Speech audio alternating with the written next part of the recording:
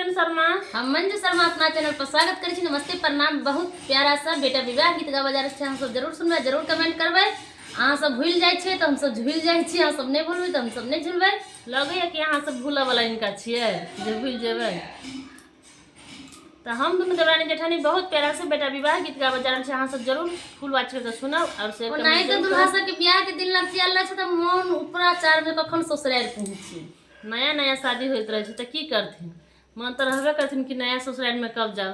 तो बहुत प्यारा सा गीत अहाँ सब जरूर सुनब और लाइक कमेंट शेयर करब, हमरा सबके नहीं भूलब। आशा करै छी कि जरूर प्यार आशीर्वाद तो मिलबे करते आ हम सब आगे बढ़बे करबै। जब अहाँ सबके आशीर्वाद रहते तो हम सब जरूर एक दिन आगे बढ़बे। प्यार आशीर्वाद बहुते मिलिए, नहीं तो बहुत खुश छी हम सब, कम नहीं मिलिए बहुते मिलिए। हाँ, अहाँ सबके प्यार आशीर्वाद बहुत मिल रहा है हमरा सबके, एहने तो हमेशा देते रहो, आगे बढ़ाबैत रहो।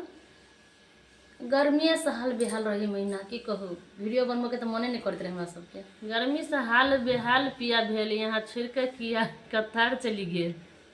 जिनकर गर्मी से हाल बेहाल छै, पिया छोड़ के कतार गेल छै। एहन बात नहीं छै, का बात नहीं।